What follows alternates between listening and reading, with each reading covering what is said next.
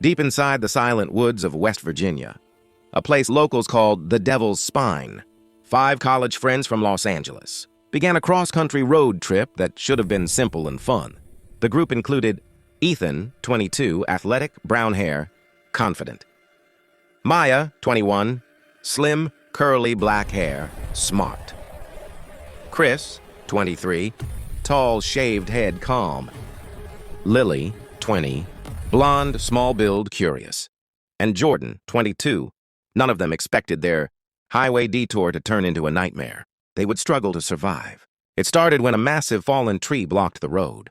Their GPS glitched, losing signal, and the sun dipped behind the mountains. Ethan suggested taking an old dirt road marked private property, turn back. They all laughed nervously, but with no service and no other way around, they drove forward. The road quickly narrowed. Trees stretched over them like skeletal hands. The deeper they went, the more they noticed strange signs, rusted traps hanging from branches, animal bones strung like decorations, and carved wooden figures shaped like twisted human silhouettes. Then out of nowhere, their back tire exploded. Jordan and Chris stepped out to check the damage and discovered the tire had been ripped by a handmade metal spike trap. Someone had planted it. Someone was watching. Before they could react, a loud snapping sound echoed from the trees. Lily screamed as she saw a tall shadow sprint behind them. Fast, silent, and not human. The group grabbed their flashlights and ran into the woods, hoping to find help. But the forest felt like a maze. Every path looked the same. Night arrived fast, swallowing the last bit of safety daylight offered. They stumbled upon an abandoned cabin. Maya pushed the door open and it creaked loudly.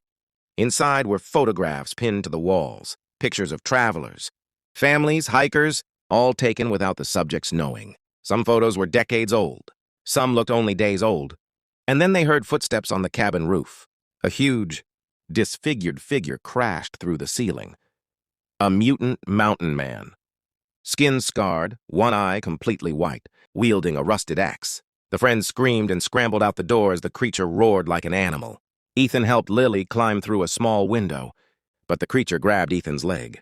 Chris swung a broken wooden beam, hitting the monster just long enough for Ethan to escape. They ran until they reached a clearing, and found something even worse. An entire village of mutants, all twisted by generations of isolation. Fires burned in metal barrels. Tools made of bones hung everywhere.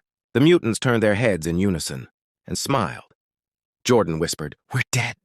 But Maya spotted an old cable car hanging above the cliffs. If they could reach it, maybe they could escape.